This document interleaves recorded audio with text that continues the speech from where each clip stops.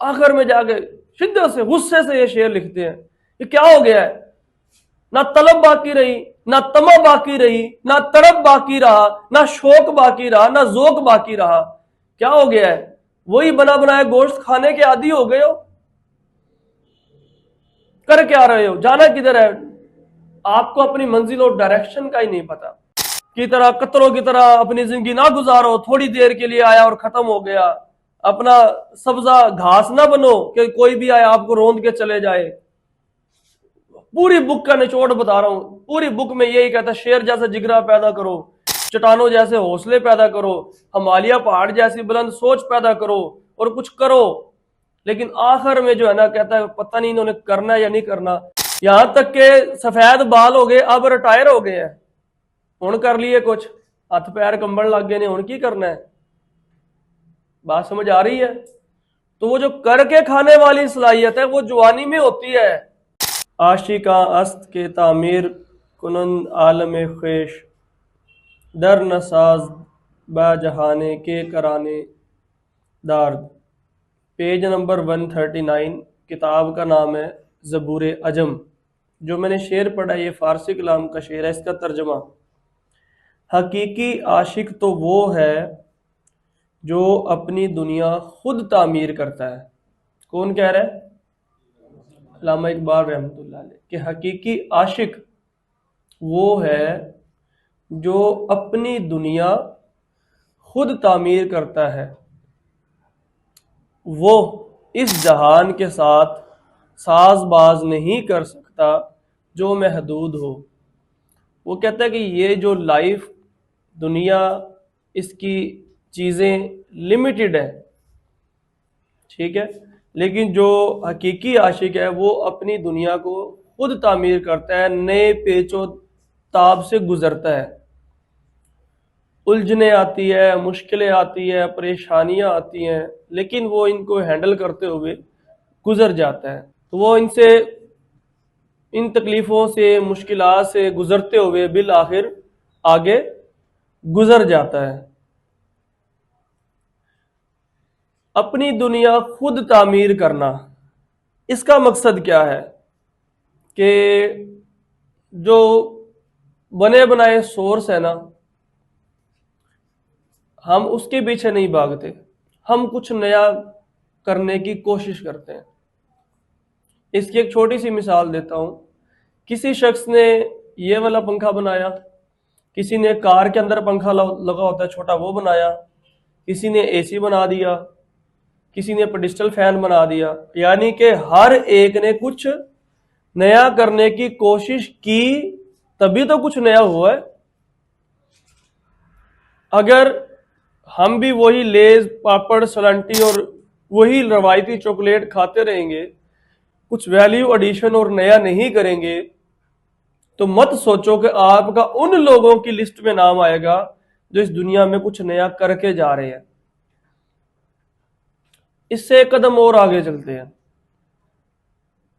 100% दुरुस्त बात है। यहां पे जितने भी लोग आ रहे हैं और जा रहे हैं, नाम किसी का बाकी नहीं रहना, सिर्फ एक जात का ही नाम बाकी रहेगा, अल्लाह का। बाकी किसी का 100 साल बाद, किसी का 50 साल बाद, किसी का 10 साल बाद नाम खत्म हो जाता है। तो इसलिए अगर इस दुनिया में हम आ ही गए हैं, अल्लाह ने हमें यहां पे भेजा है, तो क्यों ना कोई काम करके जाए, क्यों ना कोई काम ही करके जाए। जब आए ही हैं और जाना ही है, ये दोनों चीजें कन्फर्म है। और कितनी एक अजीब बात है, ये मेरा एक वीडियो एडिटर है, कैमरा मैन है, मैं इसको भेजता हूं, चलो जी आपने वहां पे जाके वीडियो शूट करनी है, और ये उधर जाके मुझे बताया मैं तो कैमरा ही घर भूल आया हूं। बड़ी अजीब बात लगेगी। या ये कहे कि मैं तो वीडियो शूट ही नहीं कर सकता, अजीब बात लगेगी। इसी तरीके से जब अल्लाह ने इधर हमें भेजा है, किसी मकसद के लिए भेजा है, किसी काम के लिए भेजा है, तो हम इधर वही लकीर के फकीर बने रहे, सुकून की पक्की पकाई खाते रहे और ऐसे ही गुजर जाए, तो हमारी ऐसी लाइफ का फायदा ही क्या है? आपने ये मिसाल सुनी होगी गिदड़ की 16 साल जिंदगी, शेर की एक दिन से भी, शेर की जिंदगी एक दिन की और गिदड़ की 100 साल जिंदगी। तो शेर की एक दिन की जिंदगी बेहतर है गिदड़ की 100 साल जिंदगी से। इसका मकसद और मतलब क्या है? इसका मकसद और मतलब ये है कि भाई जो गिदड़ है वो डरपोक है, डर डर के जिंदगी गुजारता है, बिलों में घुसता है। और शेर चाहे एक दिन जिए चाहे 1000 साल जिए बेशक, लेकिन वो सीना चौड़ा करके जीता है, खुददारी के साथ जीता है। वो कभी भी किसी का किया हुआ शिकार शिकार नहीं खाता, मरदूद शिकार नहीं खाता, भूखा रह लेगा, शिकार करके खाएगा। ये भी मिसाल आपने सुनी होगी, गौर से इस पे गौर करना। और इसमें आपके लिए एक नुक्ता है, सर्कस का शेर, सुनी है किसी ने? यह मिसाल सुनी है कि एक शेर को पिंजरे के अंदर बंद कर दिया जाता है 30 साल के लिए, और 30 साल के बाद जब पिंजरे का मुंह खोल दिया जाता है कि जाओ अब आप आजाद हो, जंगल में छोड़ दिया जाता है, तो पहली बात शेर उस पिंजरे से ही नहीं निकलता।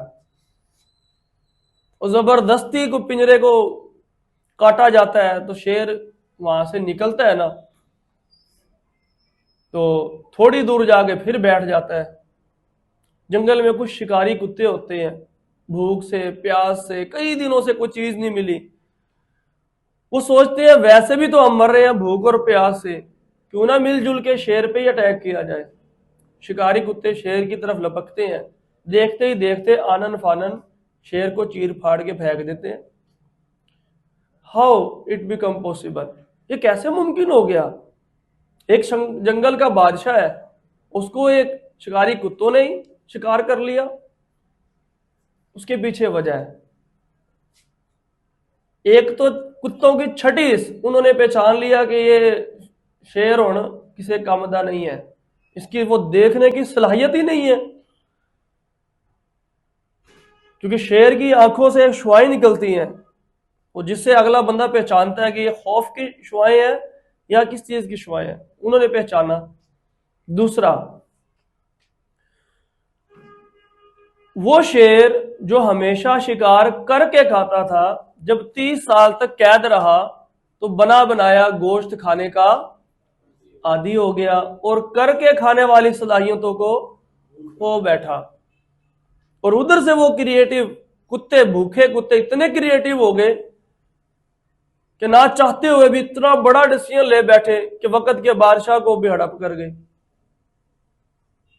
यही मिसाल हम लोगों की है। जब हम नौकरियां करते हैं, 25 साल 30 साल एक पिंजरे में कैद होते हैं, बज़ाहिर हमें वो पिंजरा नजर नहीं आता, लेकिन उसका वजूद है, तभी तो आजाद नहीं हो पा रहे।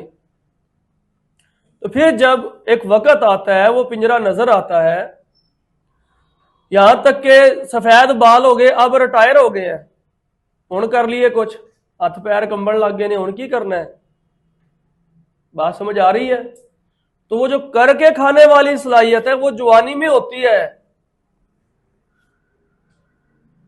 तो इस पे आखिर में अल्लामा साहब फिर पहले तो बहुत पूरी बुक में ना जगाते हैं, उठो ये करो वो करो, शबनम की तरह कतरों की तरह अपनी जिंदगी ना गुजारो, थोड़ी देर के लिए आया और खत्म हो गया। अपना सब्जा घास ना बनो कि कोई भी आया आपको रोंद के चले जाए। पूरी बुक का निचोड़ बता रहा हूं, पूरी बुक में यही कहता है, शेर जैसा जिगरा पैदा करो, चट्टानों जैसे हौसले पैदा करो, हिमालय पहाड़ जैसी बुलंद सोच पैदा करो और कुछ करो। लेकिन आखिर में जो है ना, कहता है पता नहीं इन्होंने करना या नहीं करना। आखिर में उन्होंने एक शेर पढ़ा है, वो सुनाने जा रहा हूं। ए बे मंजिल आर अमीनद पा अज तलब कशनीद, शायद के खाकियारा दर सीना दम न मांदा। क्या इंसान मंजिल की फिक्र किए बगैर आराम करते रहे और उन्होंने मंजिल की तलब के लिए कदम नहीं उठाए। शायद मिट्टी के बने हुए इंसानों के अंदर दम बाकी नहीं रहा। क्या हो गया तुम्हें कि आपको अपनी ना मंजिल का पता है ना रास्ते का पता है। मंजिल कारोबार, रास्ता कैसे करें, दोनों चीजें नहीं पता। ना मंजिल का पता है ना रास्ते का पता है। यहां तक कि इतना भी नहीं पता कि तलब ही आ जाए, वो तलब भी जाती रही। तलब जिंदा हो तब भी कुछ ना कुछ हो जाता है, आज नहीं तो कल फिर बार बार उकसाएगी आपको। वो तलब भी खत्म हो गई है, क्या हो गया तुम्हें। आखिर में जाके शिद्दत से गुस्से से ये शेर लिखते हैं, ये क्या हो गया है। ना तलब बाकी रही, ना तमा बाकी रही, ना तड़प बाकी रहा, ना शौक बाकी रहा, ना जोक बाकी रहा। क्या हो गया है, वही बना बनाया गोश्त खाने के आदी हो गए हो। कर क्या रहे हो, जाना किधर है, आपको अपनी मंजिल और डायरेक्शन का ही नहीं पता। तो अगर आपने अपनी मंजिल पे जाना है, अपने रास्ते पे जाना है, तो तैयारी करनी पड़ेगी। आसान अल्फाज में अगर बिजनेस स्टार्ट करना है तो उसकी तैयारी करनी पड़ेगी जिसके लिए आप लोग आए हुए हैं। सेल कैसे होगी, मार्केटिंग कैसे होगी, मैन्युफैक्चरिंग कैसे होगी, बजट कैसे कलेक्शन करना है, ये सारी मार्केटिंग, सारी तैयारी है। लेकिन अगर ये तैयारी की तलब भी निकल जाए फिर भयानक अंजाम हो सकता है, खुदा ना खास्ता। तो इसलिए अपने हिस्से का दिया जला के जाएं। हम इसके लिए कोशिश कर रहे हैं कि हम लोगों को बिजनेसमैन बनाएं, नौकरी के चुंगल से आज़ाद करवाएं, बिजनेसमैन बनाएं।